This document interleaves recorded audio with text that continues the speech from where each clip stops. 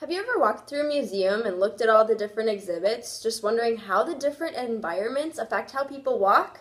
Probably not, but we're here to enlighten you. Take this exhibit here, for example. One clear impact of environment on gait would be the regular use of horses to hunt for food over an expansive area of land. This could cause changes in stride length and also increase energy expenditure during walking. In order to stay on a horse while riding bareback, as the Plains Indians did, you need an increased adduction and internal rotation strength, as well as increased muscle length of the adductors, therefore decreasing the length of the abductors. This musculature imbalance and the changes in length cause increased hip rotation, decreased knee and hip flexion, and decreased plantar flexion at push-off while walking, thus supporting our previous In modern day, the use of Western-style saddles actually decreases the need for such strong internal rotation and adduction by placing the hip in a more advantageous position. However, the use of dressage saddles, which offer less support than most Western styles, show some of the same problems that bareback riding had on the Indians, with a greater number of hip and knee problems being reported by riders. So really, in modern day, the environment that you place yourself in can still really have an impact on the way that you shimmy and groove. You know what? I've got another idea. What's that? Have you ever thought about how one's culture could affect their posture? Well, no, but how? Think about it. How do you normally carry all your school stuff? In my backpack, duh. Well, there are some Native American women who carry large loads using straps called tump lines that lay across their forehead. Oh yeah, I remember seeing that at the museum. Well, these tump lines have been used in many cultures to free the arms and take the strain off the back while carrying heavy objects or even their children. As a result, individuals within these cultures may experience an increased thoracic kyphosis and a forward head posture.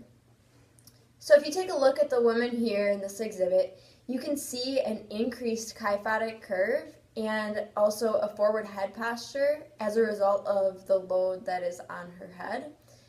And in order to combat this, in modern days we use a sternum strap.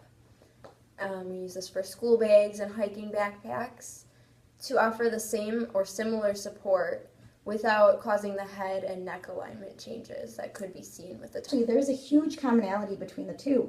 Both sternum straps and tump lines have been shown to decrease the shear force on the lumbar spine by providing a torque in the opposite direction as the load on the back. I guess that makes sense. Yeah, most militaries actually offer tump lines that attach to the helmet during long hikes to decrease that shear force, so it's easier for the troops to keep marching. I never knew that. That's actually really neat. Yeah, so depending on the weight carried and your technique while you're using it, tump lines can actually be super beneficial to your posture, and they can definitely save your lower back. Wow. I feel like this trip really impacted me in a bigger way than I thought it would. Yeah, it was definitely amazing to see all the different exhibits displaying variations in cultures and environments, and just seeing all the different examples of people throughout history really proved that how we just do everyday life tasks can change how we move and how we stand. And these things, even though we're looking at history in a lot of our examples that we pointed out, are so relevant even today. So doing something as simple as changing the way that we lift heavy objects or changing the shoes on our feet can have an impact on our overall pain and quality of life and overall general functioning. Yeah, so you know what? Even though you may have never thought about it before, next time you go to a museum near you, take a look to see just how much environment and culture can impact how you shimmy and groove. I haven't been saving all of our bloopers though. Can we make a blooper reel? We can't because we don't have time. Well, we can like attach a blooper. Maybe a second upload. Maybe a link. Corianne attach bloopers. We would have to put that together, you know. What a fun song.